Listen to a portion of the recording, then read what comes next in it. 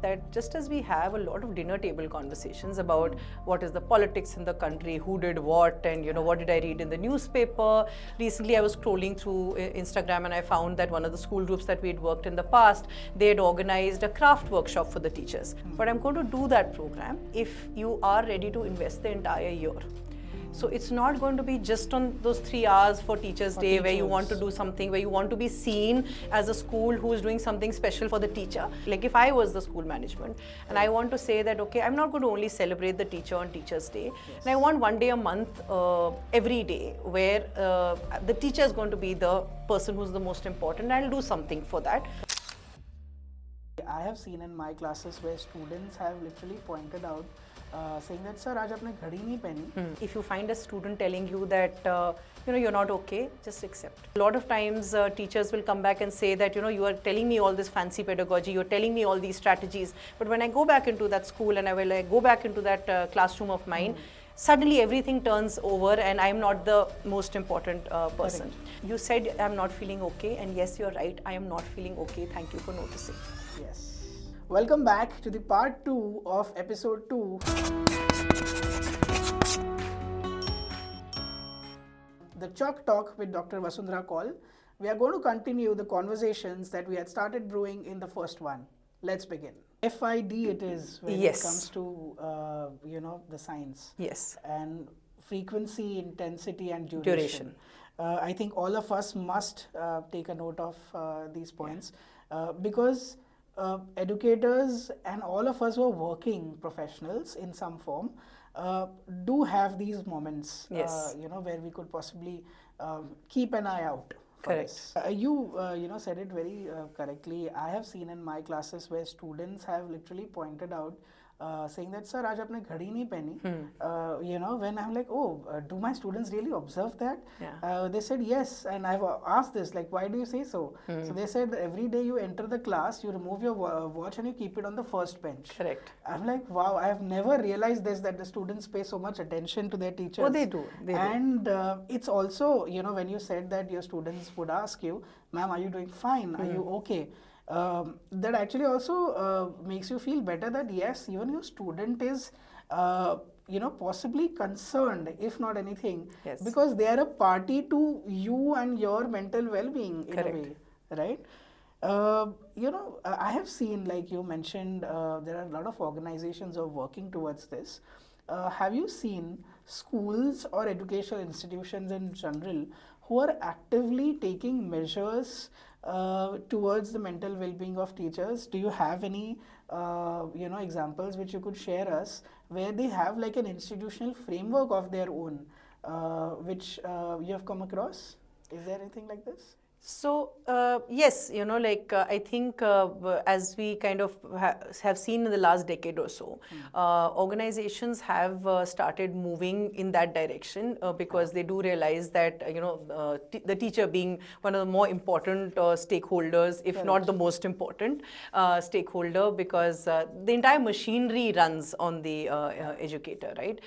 So I'm not sure if you I'm okay to kind of share specific names, but I could definitely suggest to the audience that if you do have a system in place for mental well-being, or if you want to take actions in that space, you do need to ensure that it is systemic in nature and it is consistent. And the ones that I would like to mention is a couple of cases that we've kind of looked at, or I've rather worked with in the past, where both at the schooling level and at the higher education level, institutions have ensured that they have the right set of partners who can, so if they don't have in-house facilities of a resource room where they have a special educator counselor who can kind of support them, or they don't have an in-house trainer, they have partnered with the right set of partners to be able to put calendars in place for the well-being sessions for both students and teachers. They've also ensured that the counselors counseling services which are available to the student are extended to the teacher as well, where the teacher could kind of ensure, like even sometimes, anonymously reach out to the counseling service in case they don't want to do it through the school or the college, reach out to those partners and, take counseling both for their children or for themselves and or family as well. So there are lots of partners today that are doing that as a service, and I feel educational institutions either build those systems in-house themselves or definitely find a partner who will be able to support them in that journey. Correct. Wonderful. I have seen, as I mentioned, schools have been doing this. Perhaps now is the time where there is increasing awareness about the mental health for teachers. A lot of schools have started taking these things up. Do you think that you mentioned about continuous professional development of teachers, right? Are there any programs where teachers are trained for how they should be looking after themselves, how they should be ensuring their mental well-being, how they could be possibly working towards building that resilience and self-care for their mental health? Have you come across such programs where that happens? So both in terms of experiential learning programs for teachers, retreat formats, where schools have organized retreats for teachers. I've conducted a few where, say a weekend or even a Friday, Saturday, barring the Sunday, because that's the one day that the teacher gets with the family. But yes, schools have set aside time. Groups of schools have set aside time, done that, where they organize mindfulness workshops or they organize, yoga sessions or both. Also just fun, things that the teacher may not land up doing on an everyday basis. Recently, I was scrolling through Instagram and I found that one of the school groups that we had worked in the past, they had organized a craft workshop for the teachers. So the art and craft teacher of the school had gone ahead and done something for the teachers, and sometimes you don't know the joy that art and craft can actually bring to you, and you've done it long back. For most of us, if we have not become the art and craft teacher of the school, we've done those skills or those activities, many years back. So having those kind of programs for teachers also helps. So not just, what they can use in terms of skills for the classroom, but also things that they could just do for themselves. I've had experiences where, just doing simple breathing exercises that you share with teachers, having posters up on their staff room walls of, say, rainbow breathing or square breathing, which they could use on a regular basis, which they, kind of just see as soon as they are entering the staff room. Or affirmations. Or an affirmation, which kind of reminds them that, they are important. Maybe sometimes, so back in the corporate, we used to do this, and I've seen that a lot of schools and a lot of group schools are doing that, where music is played, suddenly, and you allow everyone to just ease themselves out through a dance routine or whatever. So when it's as comfortable as that, that's something that really makes a difference. So if I can remember a name, I think what the Riverside School in Ahmedabad does on a regular basis, that team really kind of catches my eye very often on social media. And of course, I've seen a lot of the Vibgyor group of schools, the JBCN group of schools doing a lot of good work. And I think that's something that maybe, if you're not part of those groups, maybe go on to their social media and see what is it that might be interesting. So, when you talked about these activities, usually as a third person, one might not understand and could consider them as something like an engagement activity. Yes. But you can really, it's very difficult to gauge the impact, of course, the positive impact that has on the teachers or the other academic and non-academic staff of schools. We're going towards the concluding note, and there are two questions that I would definitely like to ask you. The first one being, consider yourself as a policy maker, as an important decision maker in the government or the machinery who decides for policies of schools, right? And what is that one change that you would like to bring in terms of policy for the academic staff and schools, especially focusing on mental health? So, couple of things come to my mind, and what happens is that a lot of the boards actually are pushing the schools to do lots of things, right? So, in fact, if you go into the schooling machinery, they'll say, oh, my board is telling me to do these 50,000 things. Where do I fit it into my calendar? And all of those kind of things are happening. And there is mention across board, irrespective of the board that the school is affiliated to. I think today most boards are actually talking about the importance of having mental well-being, resources in school or support systems in school, etc. Therefore, the policy, so to say, suggestion actually does not come in from the absolute top where maybe the policy exists.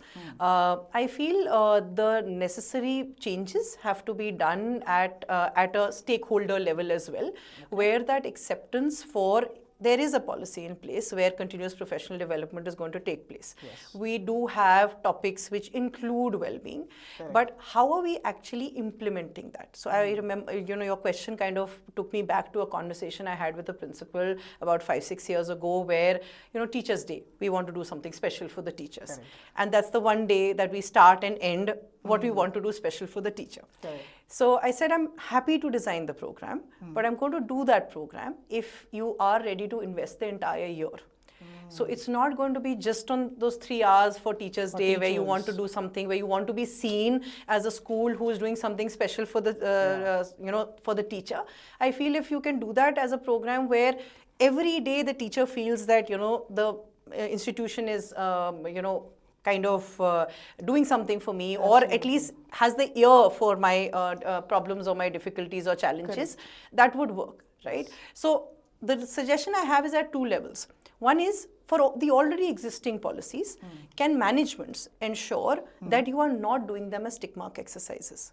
Can you be held accountable? So that's where the board comes in, where just as we hold the management accountable for a lot many more things on the academic side, on the results, on so many other things, where we are very stringent even to take away affiliations if the school body does not do something. Are we holding them accountable enough for doing this? And the second piece is the school, the institution, the college, the fraternity in general, can they be held accountable for ensuring that, say a school were to, like if I was the school management and I want to say that, okay, I'm not going to only celebrate the teacher on Teachers' Day, and I want one day a month, every day, where the teacher is going to be the person who's the most important, I'll do something for that according to a calendar. Will the parenting community, will the PTA members be with me is the question in itself. Will the students also contribute in that entire journey is the question. Will society look at that school, look at that social media post and say that, you know what, I think this is making a difference, because will the husband or the wife of that teacher actually say, okay, I can also do something and contribute. So, and not look at it as saying, oh, you are a teacher, that's all you are doing. Will that perception change in the country? And that's when I think a lot of the teachers will find their voice and kind of seek out for support when they need to. Definitely. How wonderfully put. In fact, there are changes, as you mentioned, that can happen at the policy level. There are changes that have already happened at the policy level that need some sort of monitoring, that needs some sort of audit and accountability. Yes. Also, government bodies, authorities like, let's say, the Quality Council of India, the NABET. We have very highly reputed organizations who have been conducting these accreditation exercises, at periodic intervals. Can mental health for teachers be an important criteria for a re-accreditation of a school? Is one consideration that we can definitely send as a message from this medium that we are interacting on. My last question to you, in today's episode is that would you like to give one message to the school leaders, to the parents, to the students, how they can ensure mental well-being of teachers and teachers would feel more included? That is one. At the same time, what are the different things that they can do for ensuring that teachers are respected, valued, and their mental well-being is considered as an important part, as important as the results, academic and non-academic aspects in a school operating system are? So I feel, this entire journey or the conversation around mental well-being rests upon my thought process that just as we have a lot of dinner table conversations about what is the politics in the country, who did what, and, what did I read in the newspaper, what did I kind of, do during the day, etc. Well-being today, or mental well-being in specific, is not a dinner table conversation in most of our homes. Correct. Right? And I think that's where we need to start, where it can be a conversation that if I am not feeling up to something, I should just be able to share that. Because if it starts at my home, I bring it to my workplace. So if I do that as a practice at home, as a principal, as a school body, as a head of institution, etc., I will ensure that it becomes, because then that's my fraternity, right? My schooling fraternity, my teacher community is the next family I have. Correct. So if I can do it with my own family at home and start there, I will ensure that I will start having those conversations on a regular basis with my teachers, with the stakeholders, with everyone in general.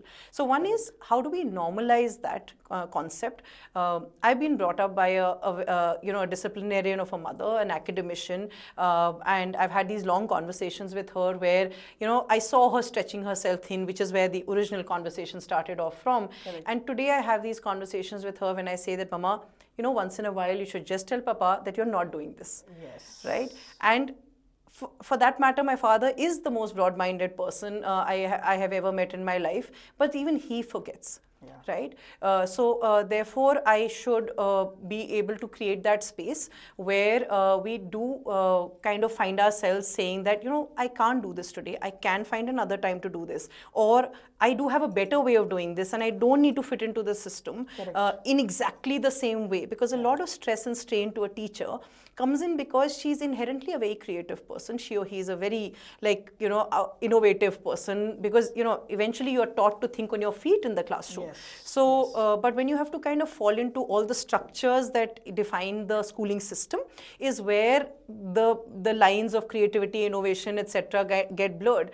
And a lot of times teachers will come back and say that, you are telling me all this fancy pedagogy, you're telling me all these strategies. But when I go back into that school and I go back into that classroom of mine, suddenly everything turns over and I'm not the most important person.